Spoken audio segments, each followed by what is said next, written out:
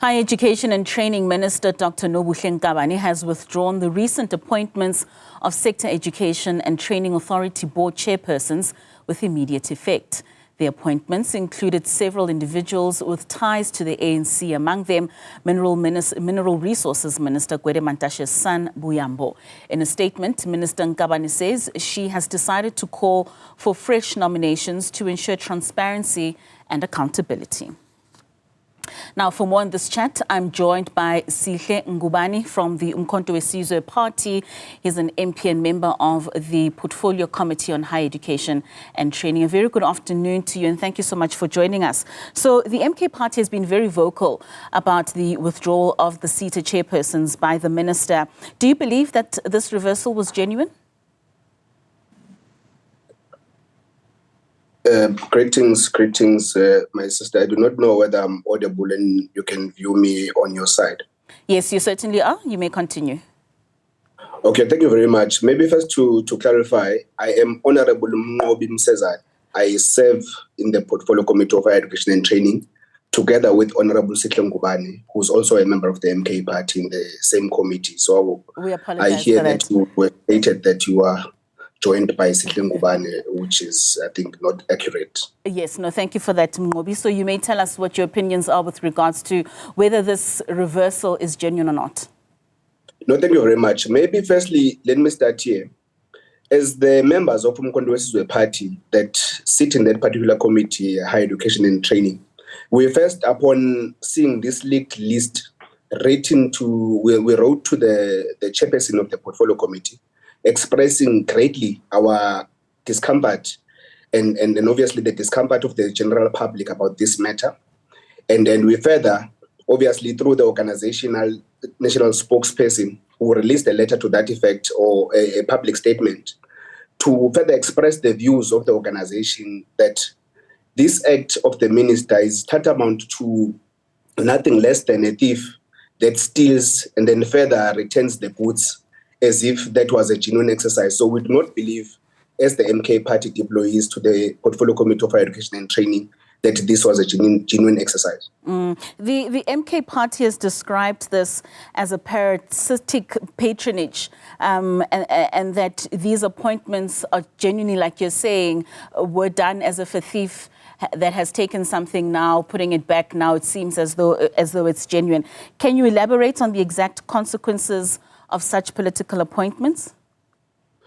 No, look, you see, our discomfort and our outreach was firstly due to the fact that we understand that the Seta Education and Training Authority is a very delicate space that is supposed to empower young people of this country to deal with the issue of the triple challenges of youth unemployment, poverty, and inequality. So it's a very delicate space. So for a minister of the GNU arrangement to make an appointment of senior and very, very old people, as that leaked list appeared, very old people that we do not even believe that they hold the necessary qualifications to even head that space. For us, it was very, very very discomforting, you know, and when we saw the list, like I said, we immediately wrote to the Portfolio Committee chairperson to inquire about this matter. But we did not only stop there. On our sitting on Wednesday, before we even engaged on the subject topic for the day, we interacted with the Portfolio Committee, where we requested for the DG to have sentiments to that effect of this, what appeared to be madness, for lack of a better concept, where we were seeing these members of the ANC being deployed in a very delicate space that is supposed to ensure that, you know, we deal with these challenges that are confronting our society and our young people in general. So as opposed to people being appointed based on political ties, rather than them having the skill set that is actually needed, what specific criteria do you think that in appointing these board members for these seats, should government ensure that certain processes are taken so we do appoint the right people? No, look, I believe that the public must be taken into cognizance for, firstly, the process of appointments and the requirements thereof must be made public, and the scrutiny of the public for the people that are relevant to occupy such positions must be taken into account. So we can't just see a situation where just because policy and legislation allows for a minister to do the appointments, we do not see and interrogate and even critique the process in which people are appointed. So I believe that the process must be very transparent. The portfolio committee must oversee the process, even though they do not obviously take the responsibility of the minister, but it must come through the portfolio committee before the finalization of the process is done, so that people of South Africa are taken to confidence, but also they are able to also add their sentiments to say if these are the relevant people and if all processes or due processes have been followed to ensure that the right people have been selected for this very mammoth task of taking the country forward, and obviously of ensuring that it advances the economic challenges of this country. So in your letter to the Higher Education Minister, you demanded the clarity in terms of the qualifications of those that were appointed to these positions. Can you share some of what was shared with you in terms of their qualifications for them to be able to sit as board chairs?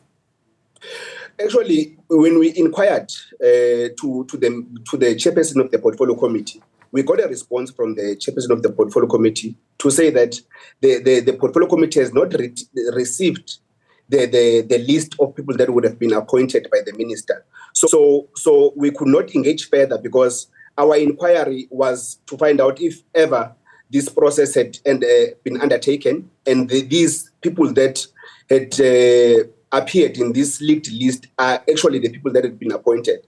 Hence, in the start of the meeting, before we even engaged on the presentation of the topic of the day, we started off by interrogating the DG to find out if indeed it was true that such appointments had been made, and such nepotism and favoritism of ANC, old, by the way, ANC officials was true, which obviously we were then responded to say that the DG does not have the capacity at that point in time to pronounce or to even have sentiments on the subject matter until obviously we summon the minister, which we called for at that particular time to say that the minister should be summoned to the portfolio committee in as early as next week to answer on these allegations and to answer on this leaked list that is full of ANC officials. So the MK party is saying that you will closely monitor this process. What steps are you looking to take in order to ensure that you're monitoring this process and it's as transparent as it can be? No, look, you see, after what has transpired now and all these developments where we're seeing letters up and down, now we're seeing a letter that the minister is saying that she has retracted these appointments. What we'll do, if that it is indeed true, because we're acting on letters that we are seeing doing the rounds, but also at the same time, these letters are confirmed because we're seeing them also being posted in the official pages of the department, but the letters have not yet been sent to the portfolio committee as the chairperson of the portfolio committee has indicated, because we work on something that has been sent to us, the portfolio committee. But as an organization, we are clear that if this process starts from scratch, because we reject this process that had taken place already, but if, of course, this process takes place all over again, we want to be part of the process. We want a transparent process. We want to be taken into confidence that even the South Africans and all young people that trust us as deployees to Parliament to deliver on their mandate to ensure that this Skills Education and Training Authority delivers on their interest. We want to see a transparent process, and we will not take anything less than being part of the process to whatever degree that allows for us as members of Parliament or deployees to Parliament by the MK party. All right. Mnqobi Msezane, thank you so much for your time and for joining us this afternoon. That's MK Party MP member and Portfolio Committee member on Higher Education, speaking to us there on those appointments of Seta board chairs now being retracted. We will continue with this conversation. We'll be joined by Outer's Wayne Duvinich, who will also be weighing in on the same topic, so do stay with us.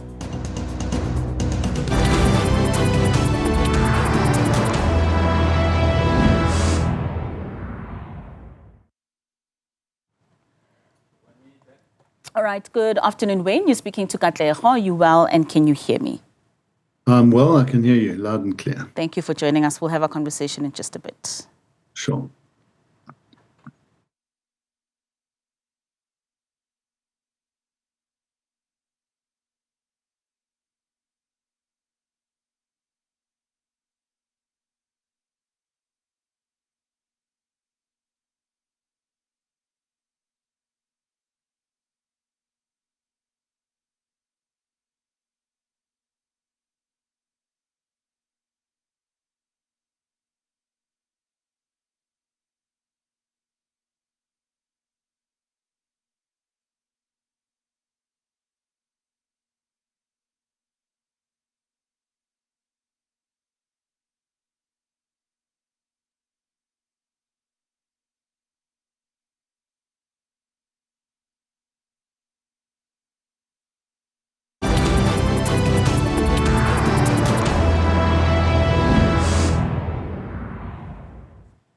Welcome back. We continue to reflect on Higher Education and Training Minister Dr. Newzroom Afrika's withdrawal of the recent appointments of Sector Education and Training Authority Board chairpersons with immediate effect. We're now joined by OUTA CEO Wayne Duvenage. Wayne, thank you so much for your time this afternoon. We certainly do appreciate it. So what's your response to the minister's withdrawal of these appointments?